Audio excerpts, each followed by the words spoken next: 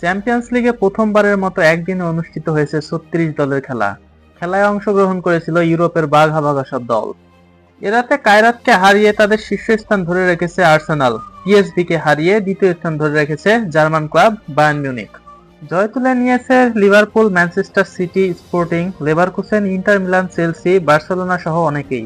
তবে বেনফিকা ঘরের মাঠে তাদেরকে হারাতে পারেনি রিয়াল মাদ্রিদ। নিউক্যাসলের সাথে ড্র করেছে পিএসজি। তবে সেগুলো নিয়ে আলোচনা পরে হবে। এখন আসি বার্সেলোনা ও রিয়াল মাদ্রিদের চ্যাম্পিয়ন্স লিগের ম্যাচে। বার্সেলোনা কোপেনহেগেনকে 4-1 গোলে হারিয়েছে। অপরদিকে রিয়াল মাদ্রিদ বেনফিকার কাছে হেরেছে 4-2 গোলে। শুরুতে আসি রিয়াল মাদ্রিদের ম্যাচে। টেবিলের 3 নাম্বার থেকে চ্যাম্পিয়ন্স লিগের ম্যাচ শুরু করেছিলেন মাদ্রিদ। তাদের সুপার 8 নিশ্চিত করতে দরকার ছিল বেনফিকার সাথে ড্র, কিন্তু তাতেও ব্যর্থ তারা। খেলা শুরুর প্রথমেই বেনফিকা মাত্র 30 মিনিটে হজম করে 1 গোল। গোল করেন কিলিয়ান এমবাপে। যথারীতি রিয়াল মাদ্রিদ এগিয়ে যায় 1 গোলে। তবে এলিট রিয়াল মাদ্রিদ বেশিক্ষণ ধরে রাখতে পারেনি। 36তম মিনিটে গোল করেন অ্যান্ড্রেয়াস। প্রথমার্ধের অতিরিক্ত মিনিটে বেনফিকা খেলোয়াড় অটোমেন্ডিকে ফাউল করে বসেন ট্রমিনি, ফলে পেনাল্টি পেয়ে যায় বেনফিকা। গোল করে বেনফিকাকে এগিয়ে নিয়ে যায় পবলিডিস। প্রথমার্ধ শেষ হয়। দ্বিতীয়ার্ধের 54তম মিনিটে আবারও গোল করেন বেনফিকা। 3-1 গোলে এগিয়ে যায় জস মরিনোর দল। এর ঠিক 4 মিনিট পর আশার আলো দেখান কিলিয়ান এমবাপে। গোল করে ব্যবধান কমিয়ে আনেন রিয়ালের। দ্বিতীয়ার্ধের অতিরিক্ত মিনিটে রাউল অ্যাসেনসিও করে ফেলেন ফাউল, ফলে দ্বিতীয়বারের মতো হলুদ কার্ড দেখে মাঠ ছাড়তে হয় তাকে।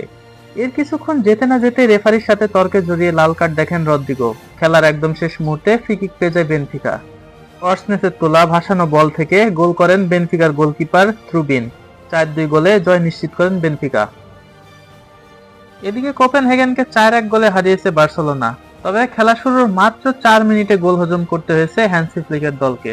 প্রথম গোল হজম করার পর মরিয়া হয়ে পড়েন গোল পরিশোধের। প্রথম অর্ধে বেশ কিছু আক্রমণ করলেও গোল পরিশোধ করতে পারেনি বার্সা। তবে দ্বিতীয় অর্ধের শুরুতে লামিন ইয়ামালের অ্যাসিস্টে গোল করেন রবার্ট লেভানডস্কি। গোল পরিশোধ করে থেমে থাকেনি বার্সেলোনা। 60তম মিনিটে লামিন ইয়ামালের গোলে ব্যবধান করেন দ্বিগুণ। খেলার 66তম মিনিটে কোপেনহেগেনের করা ভুলে পেনাল্টি পায় বার্সেলোনা। পেনাল্টি কিক নিয়ে গোল করেন রাফিনহা। 3-1 গোলে এগিয়ে যায় বার্সা। 85তম মিনিটে কোপেনহেগেনের কফিনের শেষ পেরেকটি পুঁতে দেয় রাশফোর্ড। ফ্রি কিক থেকে দুর্দান্ত এক গোল করে বার্সাকে 4-1 গোলের জয় তুলে এনে দেন তিনি। এরই সাথে বার্সেলোনা নিশ্চিত করেন রাউন্ড অফ 16।